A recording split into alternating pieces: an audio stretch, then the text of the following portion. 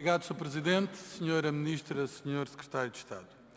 A Sra. Ministra veio dizer-nos que se registra um acréscimo de verbas no Orçamento de Estado, não apenas por comparação com 2017, mas também e de forma mais expressiva por aquilo que se verificava em 2016.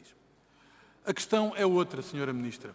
Não tem tanto a ver com as verbas que estão inscritas no orçamento, mas com a capacidade que o Ministério não tem demonstrado na execução destas verbas. É curioso até que a Sra. Ministra, no documento de suporte que enviou à Assembleia da República, tenha ensaiado uma curiosa comparação, não se apercebendo que essa comparação nos conduz a uma avaliação muito crítica a respeito do desempenho do Ministério.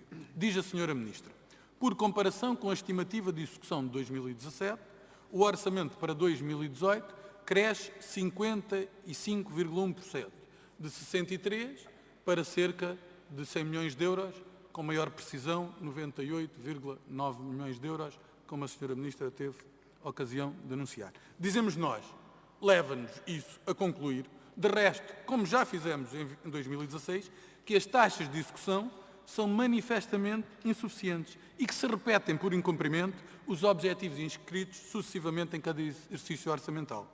A Sra. Ministra inscreve as verbas, mas não cumpre e depois vem vangloriar-se do Orçamento de Estado ter verbas mais elevadas do que as que executou, quando a execução ficou largamente aquém do desejado. Não deixa de ser desconcertante, Sra. Ministra. Mas, de facto, pode haver aqui uma explicação plausível que desonera a responsabilidade da Sra. Ministra a este respeito. Diga-nos, Sra. Ministra, o Orçamento do Mar tem sofrido cativações em 2017 e em 2018 irá ou não sofrê-las? E se sim, em que rúbricas, por uma questão de transparência, para que esta Câmara possa, desejavelmente, avaliar com critério, aferindo quais é que são as prioridades políticas do Governo a respeito da área do mar. Portanto, dito isto, como o Governo não tem um historial muito feliz na execução orçamental no que se refere a este Ministério, é-nos muito mais difícil dizer se o bolo orçamental é muito, é pouco ou é suficiente.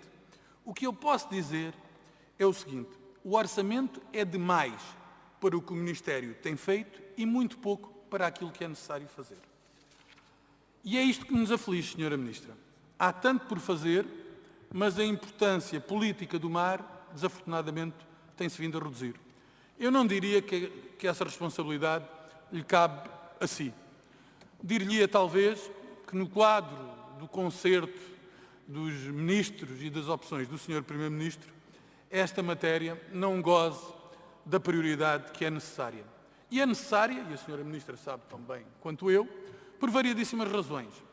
Desde logo, pela circunstância de poder promover uma alteração de paradigma, assente nos recursos endógenos, promotora de riqueza e que abre uma janela de futuro e de oportunidade ao país. E essa era uma razão, não exclusiva do mar, mas de visão do país, que nos impunha a todos que os esforços orçamentais traduzissem uma visão política estruturada e que consistisse na elevação a esta matéria, como a Sra. Ministra diz e bem, mas infelizmente não tem condições para concretizar, a um desejável desígnio nacional. Sra. Ministra, daqui a 2 ou 3 anos, por força do processo de alargamento da plataforma continental, teremos mais 4 milhões de quilómetros quadrados. Seremos um dos países com maior área de jurisdição. O que estamos a fazer para avançar com o aproveitamento económico do mar? Olha, o ordenamento do espaço marítimo ficou para trás. Ainda não há planos de situação e sem planos de situação não há conhecimento do território e não há investimento. As concessões de uso privativo estagnaram. Não consigo distinguir no orçamento uma rúbrica que retrate a urgência do tema. E essas pouquíssimas licenças de utilização são a manifestação cabal da insuficiência da política do Governo a este respeito. O Fundo Azul, a Sra. Ministra veio anunciar, o ano passado tinha feito exatamente o mesmo, veio dizer que já tem, salvo erro, 16 candidaturas e que vai abrir mais 2 linhas, enfim, mas, de facto, ainda não temos execução.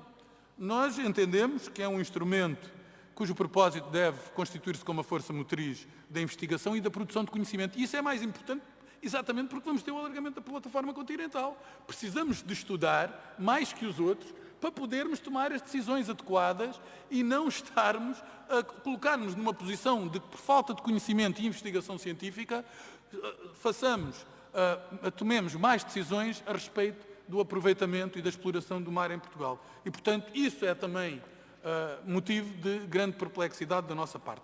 O Observatório do Atlântico ainda não está criado. Nós acompanhamos essa opção, mas ninguém conhece evoluções favoráveis a esse processo e até estranhamos que na sua intervenção a senhora Ministra não tenha aludido a isso. E depois, do ponto de vista da simplificação dos procedimentos, já devíamos ter o balcão único eletrónico, não temos.